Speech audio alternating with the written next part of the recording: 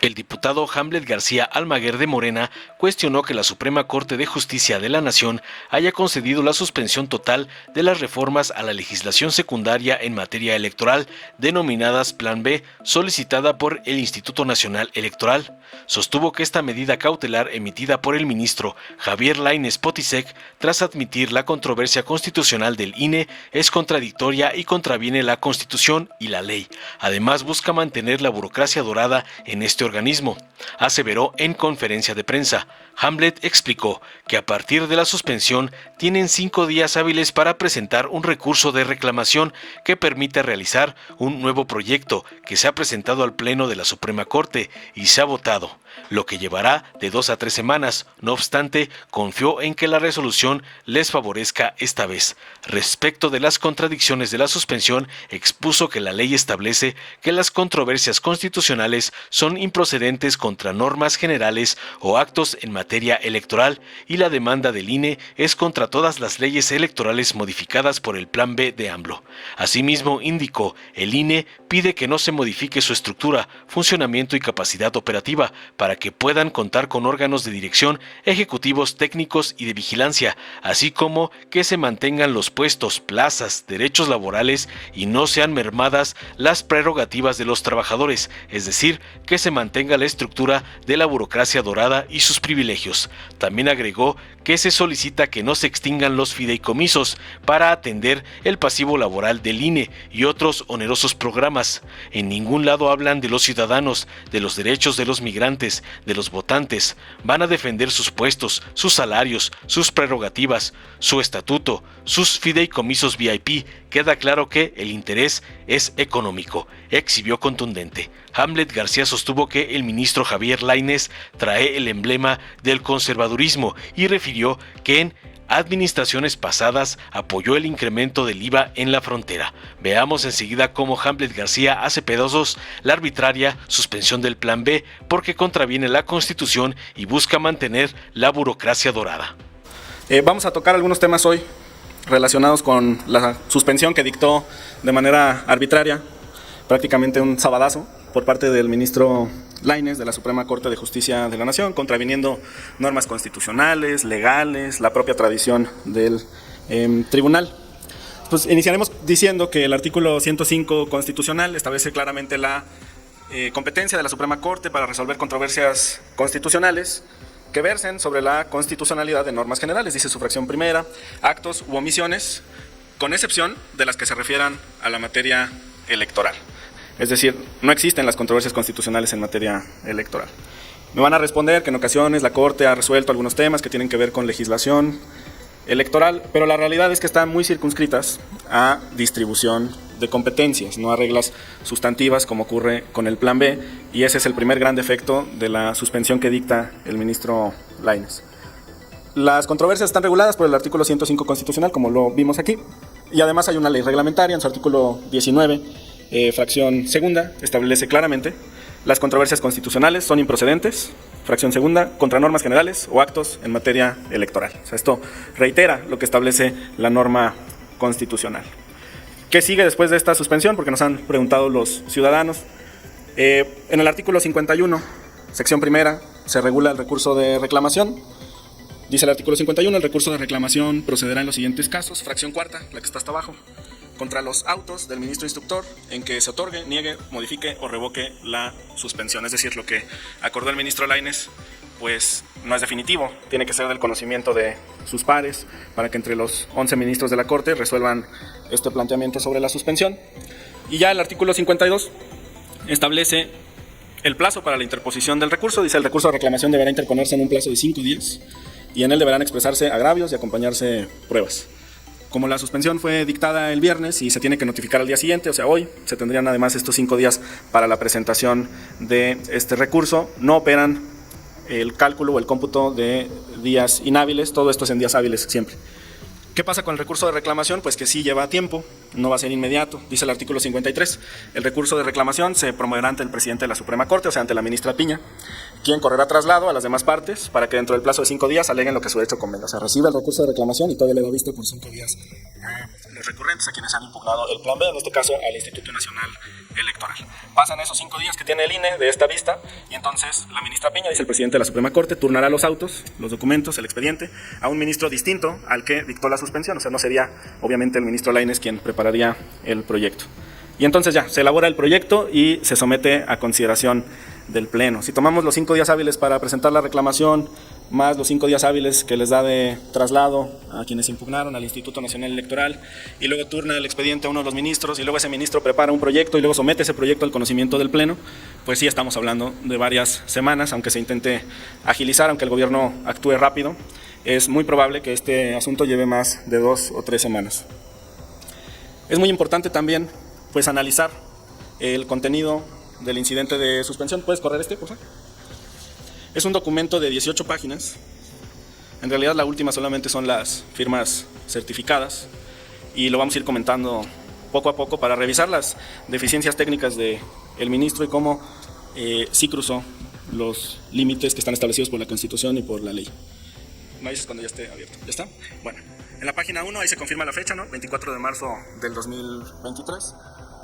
En la parte que está en negritas, dice: es menester tener presente que en los escritos de demandas al INE impugna lo siguiente: la norma general o acto cuya validez se demanda, así como en su caso el medio oficial que se hubiera publicado, decreto por el que se reforma, adiciona y derogan diversas disposiciones de la Ley General de Instituciones y Procedimientos Electorales, de la Ley General de Partidos Políticos, de la Ley Orgánica del Poder Judicial de la Federación, y que expide una nueva Ley General del Sistema de Medios de Comunicación en materia electoral. El propio ministro cita lo que está impugnando el INE. Y está muy claro que lo que impugna es una norma general. Y lo que acabamos de leer es que resulta improcedente el análisis de una norma general en materia electoral. O sea, el propio ministro desde el primer párrafo en donde cita la demanda del INE está aceptando que se realizó de esta manera. Un poco más abajo ya alega sobre la suspensión. Y de ahí nos vamos a ir, por favor, a la página 2. El punto 2 de la petición de suspensión es para que permanezcan las cosas en el estado que se encontraban y el INE pueda contar con órganos de dirección, ejecutivos, técnicos y de vigilancia, o sea, la estructura, la burocracia dorada. El 3 es que se mantengan los derechos laborales reconocidos en las condiciones generales del trabajo, ¿no? Todos estos privilegios, beneficios, lo que expresaba el presidente de la República en la mañana, las remuneraciones. El punto 4, que se mantenga la situación laboral de los trabajadores del instituto respecto de la plaza, puesto o cargo, sin que sean mermadas las prerrogativas laborales, otra vez un tema económico. De ahí nos pasamos, por favor, a la página 4 de la suspensión. Y lo que cobra más importancia es lo que establecen los puntos 7 y 8 de la petición del INE. Todo esto es calcado de la demanda del INE, así lo está citando el ministro. El punto 7, a ver si te puedes acercar en el 7, página 4.7, que no extinga el fideicomiso Fondo para atender el pasivo laboral del Instituto Nacional Electoral. O sea, defendiendo sus fideicomisos para el retiro dorado. Pues se vulnera la prestación laboral, o sea, el privilegio, contemplado en el artículo 69 del Estatuto del Servicio Profesional y de la rama administrativa. Y luego el punto 8, otra vez, otro fideicomiso. Que no se extinga el fideicomiso Fondo para el cumplimiento del programa de infraestructura inmobiliaria y para la atención ciudadana y mejoramiento de módulos del Instituto Nacional Electoral. En ningún lado hablan de los ciudadanos, de los derechos de los migrantes, de los votantes. Van a defender sus puestos, sus salarios, sus prerrogativas, su estatuto, sus fideicomisos VIP. Lo está citando el propio ministro de la Corte, ¿eh? Ahí están los documentos, ahí están las pruebas. Página 6 de la sentencia, fíjense el numeral 3. Está en la página 6, ahí, numeral 3, mira. No podrá otorgarse en los casos en que la controversia constitucional se hubiera planteado respecto de normas generales. O sea, él mismo está diciendo que la suspensión no se puede otorgar en esos casos. Abajo, en la misma página, más abajo, por favor. Ahí vienen los pies de página, un poco más abajo, y ahí cita el artículo 14, que en la parte final dice: la suspensión no podrá otorgarse en aquellos casos en que la controversia se hubiera planteado respecto de normas generales. O sea, lo sigue manifestando, lo sigue aceptando, pero no juzga conforme a la ley, sino conforme a su capricho. Nos vamos a la página 8, por favor, de la resolución. Más abajo, en la 8 de la sentencia. Ahí. Miren, el punto 2, para que permanezca el esquema actual de organización del instituto sin llevar a cabo despidos. El 3, para que el instituto actor conserve su personal a nivel central y delegacional, por supuesto, respetando sus prerrogativas laborales, todos los privilegios. Punto 4, que se mantengan las prestaciones laborales. Punto 5, que no cesen las funciones del titular de la Secretaría Ejecutiva. Punto 7, que no se extingan los fideicomisos. Es el de hasta abajo, a ver si lo puedes acercar en el 7, por favor. O sea, primero el ministro instructor copia los argumentos del INE en la demanda y después aquí los cita, los reúne, los enlista y queda claro que el interés es económico. En la siguiente página, por favor. El punto 8 habla de remuneraciones. El punto 9, desaparición de plazas de funcionarios electorales. Y por ahí dice, en primer término, como se mencionó anteriormente, el artículo 14, párrafo segundo de la ley reglamentaria de la materia dispone a la letra que no podrá otorgarse la suspensión en aquellos casos en que la controversia se hubiera planteado respecto a normas generales. O sea, el ministro lo sigue aceptando. Ya después saca un criterio supuestamente protector de derechos humanos en el que dice que tiene que verse obligado a suspender esta aplicación del plan B, pero sí es una aplicación general, sí es una suspensión general, no es una suspensión en contra de la ley. Te vas hasta la página 15, por favor. Aquí es donde viene incluso una contradicción en el propio texto de la suspensión que dictó el ministro. El párrafo central de la página 15 versa sobre la estructura, el funcionamiento y capacidad operativa del instituto. ¿Me dices cuando ya estés ahí en la 15? ¿Página 15? ¿Ya? Miren, el párrafo del medio dice: de este modo se precisa que la suspensión se concede para el efecto de que no se aplique artículo alguno del decreto impugnado que incida en la modificación de la estructura, funcionamiento y capacidad operativa del instituto, hasta en tanto se resuelva la presente controversia constitucional, lo que desde luego abarca todas y cada una de las disposiciones del instrumento que han sido combatidas por el Instituto Nacional Electoral a través del presente medio de impugnación. La importancia de las comas, De este modo se precisa que la suspensión se concede para el efecto de que no se aplique artículo alguno del decreto impugnado que incida en la modificación de la estructura. Lo está circunscribiendo. Entonces primero el ministro dice que a toda la legislación y después en este párrafo dice que las normas que inciden en la estructura, en el funcionamiento y en la capacidad operativa del instituto. Es contradictoria la resolución incluso en los párrafos. E incluso, muy importante la palabra, ¿no? Porque hace alusión, dice, desde luego esto abarca todas y cada una de las disposiciones del instrumento que han sido combatidas por el Instituto Nacional Electoral. Y el INE nunca impugnó los 400 artículos del Plan B. Impugnó lo que le interesaba. Las prestaciones, los fideicomisos, los bonos, el estatuto, la parte económica. Lo demás no está impugnado. Si lo demás no está impugnado, ¿por qué el ministro de la Suprema Corte concede la suspensión sobre todo el Plan B? Y no sobre los artículos precisos que el Instituto Nacional Electoral impugnó. Bueno, pues evidentemente esto va a ser objeto de la revisión por el Pleno de la Suprema Corte, va a ser un muy buen debate y estoy seguro que la suspensión se va a modificar. Lo mínimo que van a obligar a que haga el ministro instructor es a que precise los artículos que se tienen que suspender. Bueno, regresamos a la exposición que estábamos realizando de los otros documentos y aquí va a ser muy importante que veamos también el interés político, porque ya vimos los apartados jurídicos, ya vimos que jurídicamente la resolución contraviene la ley, contraviene la Constitución, se excede en sus límites, pero esto es lo relevante. ¿Tienes ahí la nota del País, los nuevos jueces? Esta es una nota del periódico El País, que sale en diciembre del 2015, 11 de diciembre del 2015, está firmada por David Marcial Pérez, entonces reportero, está también firmada bajo la agencia F, ¿no? Y dice la cabeza: 2 nuevos jueces inclinan el Supremo mexicano al lado conservador. Norma Lucía Piña y Javier Lainez son 2 juristas de gran prestigio académico y profesional, pero sin el sesgo progresista de sus antecesores. Pues esta es la inclinación ideológica. Y no es que lo esté diciendo el presidente de la República, López Obrador, en este momento, o que como diputado lo estemos manifestando. Si traen el emblema del conservadurismo, si desde su designación los medios de comunicación lo sabían, y la ciudadanía también, su perfil es ese, conservador.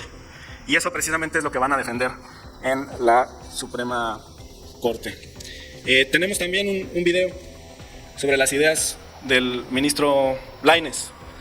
Fue el principal defensor del incremento del IVA en la frontera, y esta es una entrevista con Excelsior que dio hace ya algunos años cuando era procurador fiscal, cuando era subordinado de los gobiernos peronistas. Hace muchos años cuando se establecieron estas zonas diferenciales de tributación, como es la zona fronteriza con la franja fronteriza, se argumentaron varias razones que no cabe duda que eran valederas en su tiempo, pero siempre se pensó que sería un régimen, al final de cuentas, transitorio, perentorio, cuando las condiciones cambiaran y cuando la situación de la zona fronteriza tuviera características muy similares a las del resto del país. Es correcto, es exactamente como lo has dicho tú. Transcurrido el tiempo, se detectó que esas diferencias que justificaron en su momento el tener una tasa diferenciada ya habían desaparecido, y que por lo tanto era necesario homologar ya la tasa y evitar las distorsiones que estaba creando esa distinta, esa diferencia de tasas. Bueno, finalmente se homologó ya el IVA del país.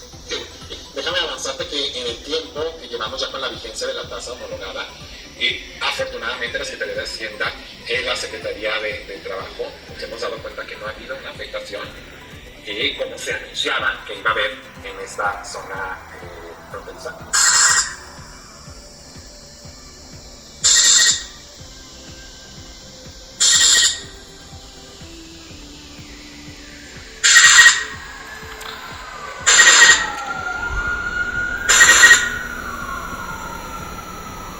Pues ese es el ministro Lainez, el que defendió el incremento del IVA en la frontera. Y todavía tiene la desvergüenza de decir que no tuvo ninguna afectación. Cuando hubo marchas, cuando hubo protestas, cuando afectó la economía de millones de mexicanos que viven en los estados fronterizos. Por eso su principal petición al presidente de la República, López Obrador, siempre fue la disminución de los impuestos. Entonces él crea un programa al que se acogen cientos de miles de empresas para poder reducir el impuesto sobre la renta y también otros impuestos fronterizos. Pero mientras tanto, bueno, pues esto permite advertir que el pensamiento del ministro Lainez no es de ahora. Era un conservador desde que trabajaba para los gobiernos del PRI y del PAN, que no le importó sangrar al pueblo elevando los impuestos y que era el principal defensor de ese incremento. Su pago por esa cruzada contra las familias de los estados del norte del país fue el asiento en la Suprema Corte de Justicia de la Nación, así le pagaron. Y ahora, bueno, pues va en contra también de la ciudadanía, de nuestros migrantes, bloqueando el plan B. Confiamos en que el recurso de reclamación nos va a favorecer en la Suprema Corte de Justicia de la Nación. Dale en me gusta, suscríbete, activa la campanita y compártelo para que más gente lo vea.